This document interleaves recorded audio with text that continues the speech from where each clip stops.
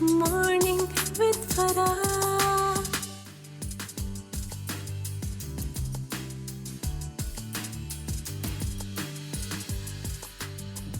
बिस्मिल्लाहिर्रहमानिर्रहीम, अस्सलामुअलैकुम, सुबह बखैर और खुश आमदीद। ATV मॉर्निंग में मैं फ़राह सादिया, मेरी पूरी टीम आपको खुश आमदीद कहती है। ज़िंदगी में बहुत सारी बातें जो है ना, हमें लगता है कि बिल्कुल परफेक्ट होनी चाहिए, मुकम्मल होनी चाहिए। मैंने ज़िंदगी में ऐसे लोगों को कभी खुश नहीं देखा जो हर वक्त किसी भी ना, जिसे कहना चाहिए ना, जो परफेक्शनिस्ट होते हैं, जिन्हें हर चीज़ मुकम्मल अच्छी लगती है, मुकम्मल खूबसूरत, मुकम्मल जिसे कहना चाहिए तैयार, उस चीज़ में कोई नक्स, कोई कमी, कोई ख़ामी उन्हें कबूल नहीं होती। ऐसे लोग जो है हमेशा बेचैन रहते हैं, मुतहर्रिक रहते हैं। ज़िंदगी में बहुत दफ़ा ना हार के कुछ जीतना पड़ता है, और ये ज़िंदगी का सबसे बड़ा लेसन है और सबसे बड़ा आर्ट भी। बहुत सारे लोग जो हैं वो हार के जीतने के फ़न से वाकिफ़ नहीं होते, और जो वाकिफ़ होते हैं वो ज़िंदगी में मैंने कभी हारते नहीं देखे। एक कहानी है, और वो कहानी कुछ इस तरह से है कि एक बड़ा खूबसूरत सा कपल था जिसमें ख़ातून बहुत हसीन और जमील थी, खूबसूरत थी।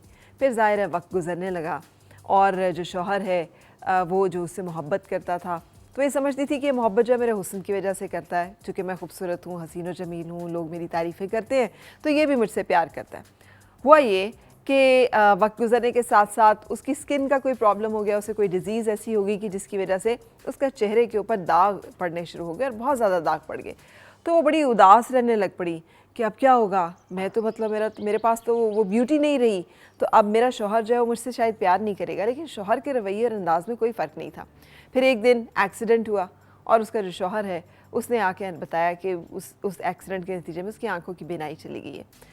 अब वो जो बीनाई चली गई तो वो खातून जो है, अब उसको इस बात का डर नहीं रहा कि ये तो मुझे देख ही नहीं सकता, सो अगर मैं खूबसूरत नहीं भी हूँ तो कोई फ़र्क नहीं पड़ता।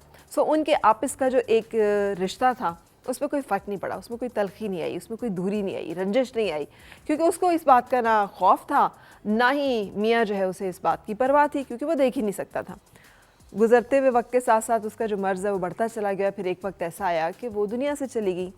जब वो दुनिया से चली गई तो उसका जो शौहर है उससे लोगों ने पूछा, तो उसने बताया कि नहीं, मुझे ये नहीं था कि मुझे नज़र नहीं आता था, मैं देख सकता था, लेकिन सिर्फ उसकी तसल्ली के लिए कि उसको ये एहसास ना हो, चूँकि वो इनसिक्योर रहती थी, तो मैंने अंधा बनना जो है पसंद किया कि मैं अंधा हूँ, ताकि उसे ये खौफ ना रहे कि शायद मैं उसे देख सकता हूँ और उसकी बदसूरती जो है उसकी वजह से मैं शायद उससे दूर हो रहा हूँ या हो जाऊँगा। इसकी वजह से हमारे रवैये में और हमारे उसमें कोई फ़र्क नहीं पड़ा। मेरे लिए वो हमेशा से खूबसूरत थी, क्योंकि उसकी खूबसूरती उसकी ज़ाहिरी शक्ल सूरत में नहीं थी।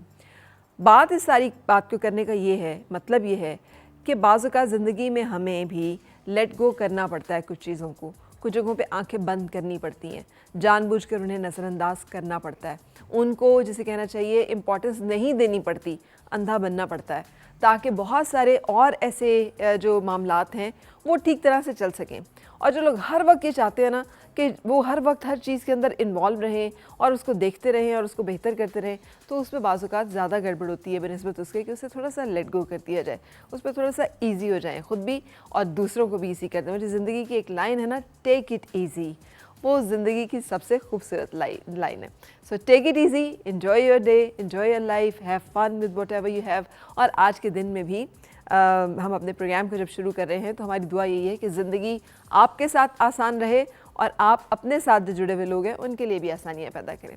And let's start today's show. लेकिन उससे पहले एक ब्रेक लेते हैं, और ब्रेक के बाद हम मिलेंगे अपनी आज की मेहमान से, जो बहुत ज़बरदस्त और टैलेंटेड है, और आप बहुत सा इंजॉय करने वाले हैं। Stay with me.